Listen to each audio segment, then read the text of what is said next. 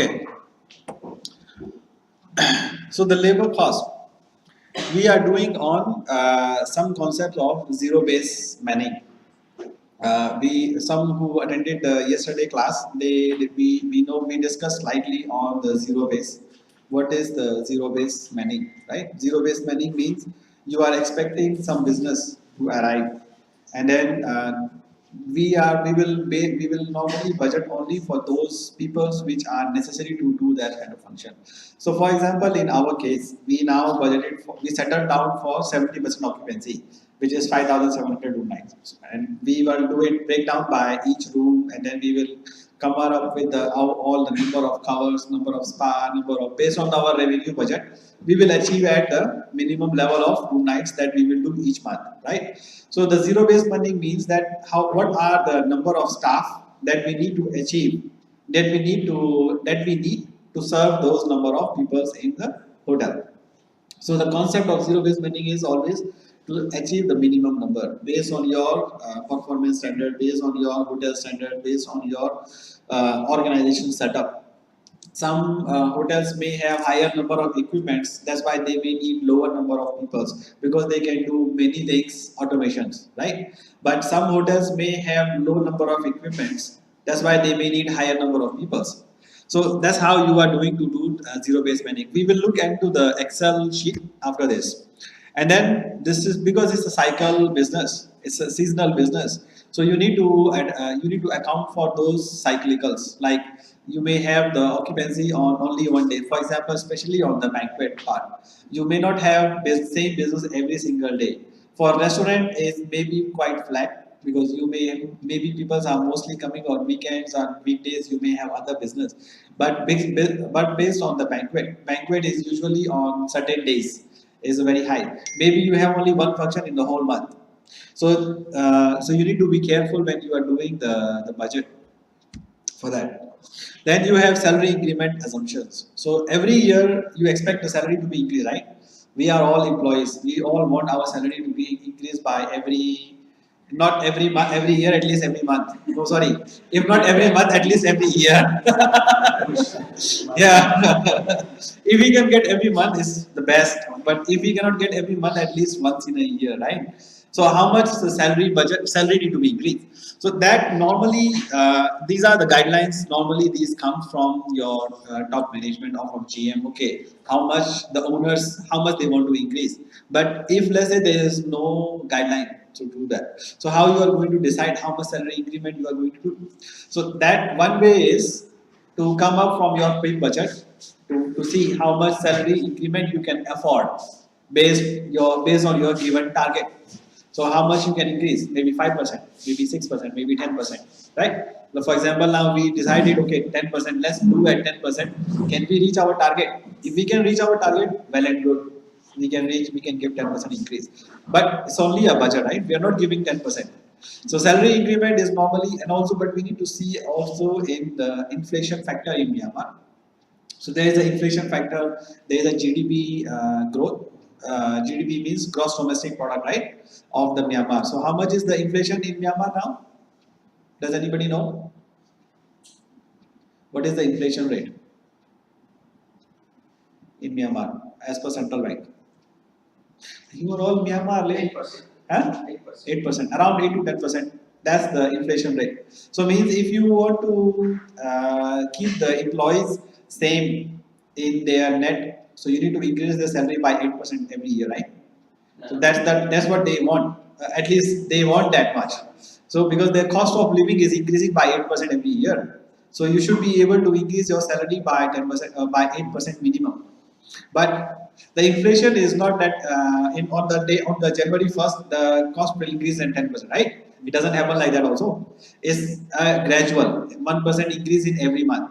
But you cannot increase the salary every month. So maybe you want salary to increase maybe a quarterly basis. 2% every quarter I will increase. So that your cash flow is also not growing that much. You can increase half yearly as well. Okay, half I will increase in first half. After another half, I will increase another 5% based on the inflation rate again. So these are the different, because if you increase 10% on the year on the month one, your cash flow will increase a lot. But the actual inflation is not there yet, right? So, but it depends on the company policy, how many times they want to increase. What is the, and then you have performance based increase. Right, salary increment is not only on the inflation, it also depends on the performance of the employees, because every company have succession plan. Your company may have a succession plan, then you are gonna be promoted from assistant manager to a manager this level. So the salary increment you are doing the salary detail level of the budget, you need to ask the HR department what is the plan next year. But you cannot guarantee that this person is going to be promoted, right? The budget does not mean we are guaranteeing the person will be promoted, but we are just making an assumption. Okay, maybe this person will get promoted next year. Correct. So we're gonna be looking at this when we look at the Excel file. Then, of course, the promotion plan and turnover. It doesn't mean that every employee sitting in this room will be continue to work in the same position, same hotel forever. They may leave as well. So you need to account for your turnover also. Correct.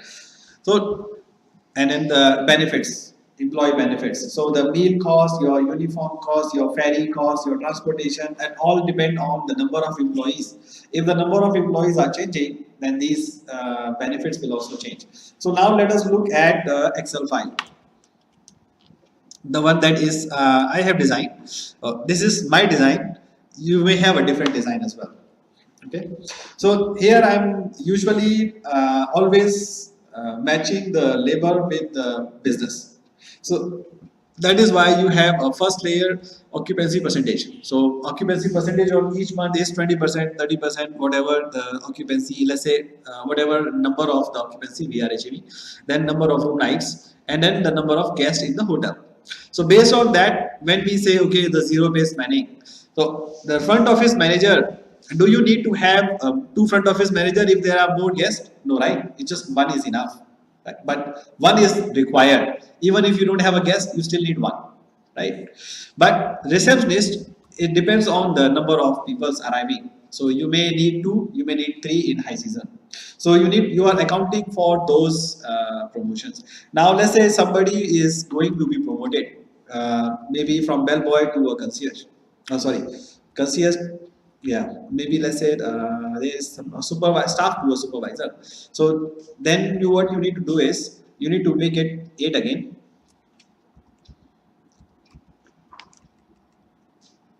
and then increase the number of supervisors. Correct? Sorry, 2. So you are increasing, you are factoring in a promotion here. But it does not mean that this person or whoever that person might be is going to be promoted. It's just a budget. But if you don't plan the budget, then your promotions in the future will not be budgeted.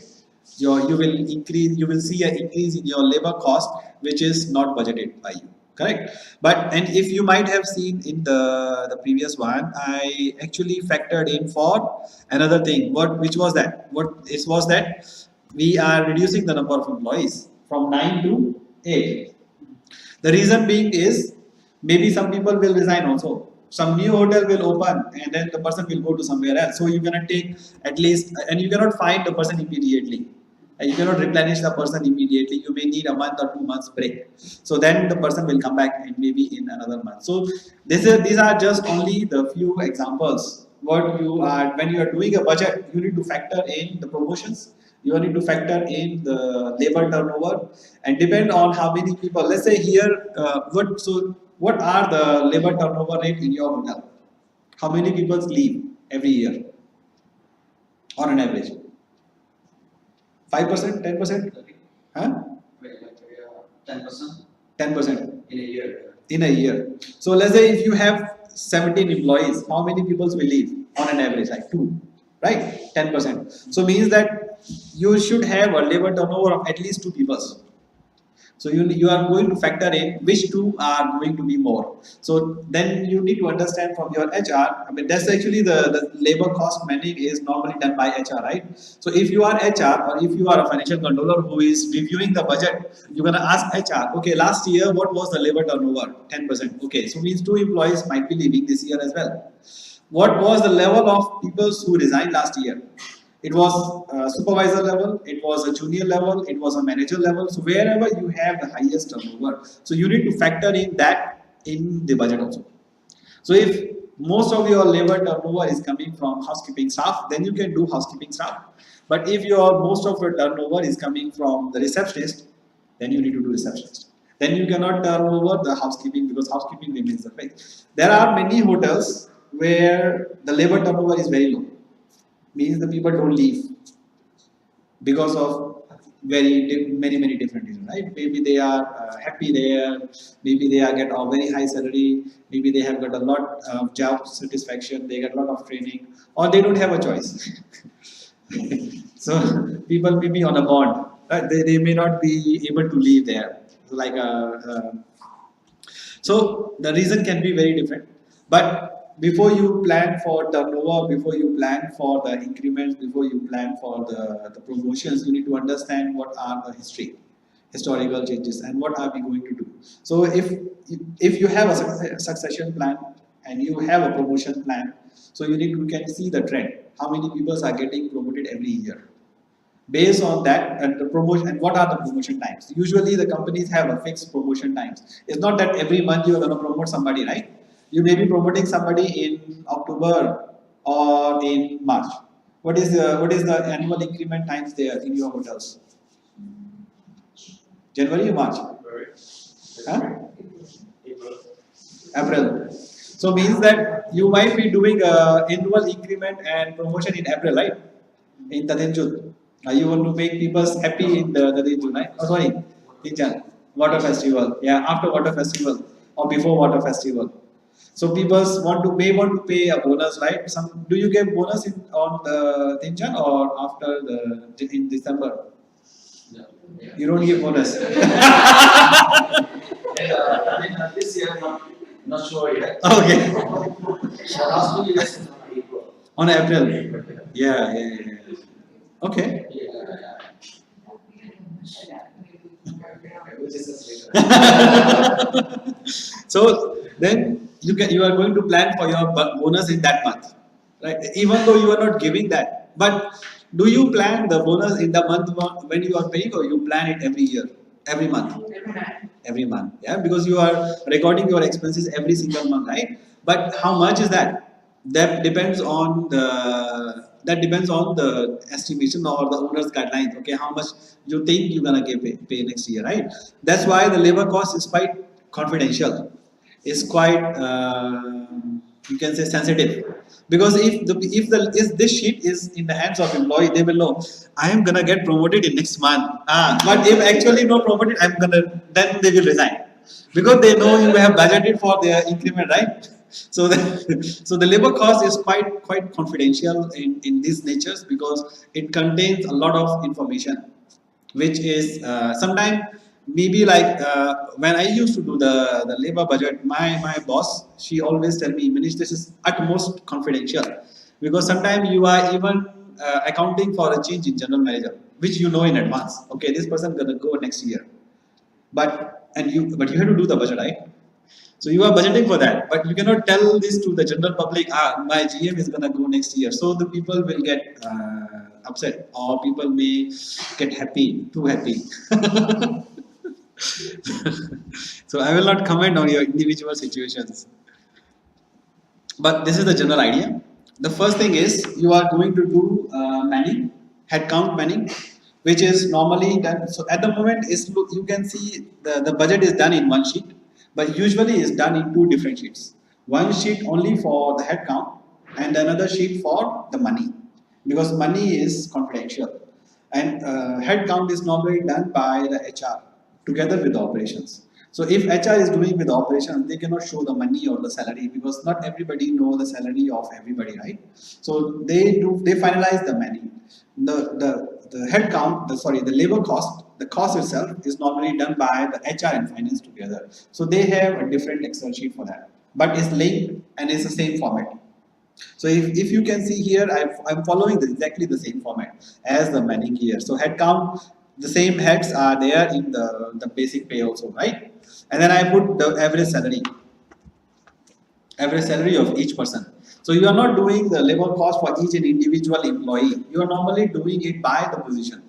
So you are calculating the average salary of the position. So here you can say, okay, the last year salary, you can say last year salary, and then you can make your assumptions how much percentage you are going to increase. Let's say you are going to increase by 5%. So what was the last year? Maybe last year was 900 and then 180, 180 also, and then 225, and then 350, and then 200. Okay, 200. So here you can factor in the budget, right? Sorry, multiply by 1 plus your inflation rate. So once you formulate this, then whatever you change here, it will be automatically reflected in the each and every cell. So if tomorrow you want to change the inflation or annual salary increment to 7%, so you don't need to change each and every cell. You can always just change only one number and the other number will follow immediately. Correct? So when you are making the budget, make sure you link the formulas. And you never do the calculation here like this, no? Don't do the calculation like, okay, into 1.05. Don't do like that. Otherwise, we have to change everything each and every time one by one. So better make it one. If it's a common formula, then make it in one file and then do like this. Usually, the assumptions, you should have a separate file, one file for all the assumptions. So how much salary increment gonna be there, how much gonna be the inflation, how much is going to be the room nights, how much is going to be the number of days in the month, and then all the files here. For example, here I am linking with the number of months, but to calculate the occupancy, right? But if you want to put in, but each and every sheet will have to follow the same. Each and every file I have to multiply them from the same sheet. And if there is a change in the occupancy, then I have to go and change in each and every individual file, like rooms, like we did the occupancy budget of the F&B. We did the F&B budget, right? We are using the same occupancy number there also. So instead of putting the occupancy number in each and individual sheet here, why don't create one sheet which have all these numbers in one sheet, and then everything else is linked to this sheet. So then if you have a change in the occupancy number on the future month, you just change in that one sheet and every sheet will automatically change. Right? You're getting? So that you don't need to change each and every sheet separately. So these are some small best practices which we used to follow. So if you are not following this, you can start to follow. If you are following this already, it's very good. Okay, and then you are going to do, once you do the labor cost budget like this, the basic pay, then you can identify your social benefits or your other employee benefits. What are going to be my meal allowance, how much I'm going to be the social security. Now here you need to change, here you need to update your budget with respect to your plans.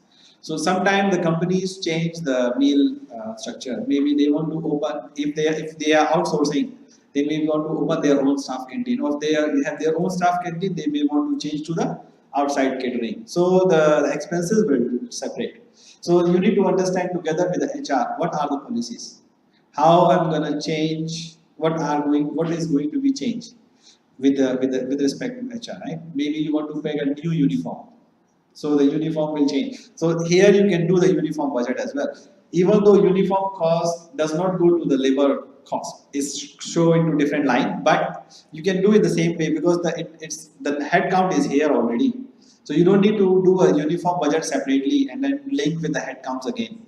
You can do it the same file, and then this cost you can bring to the your other expenses, which is we are going to do now.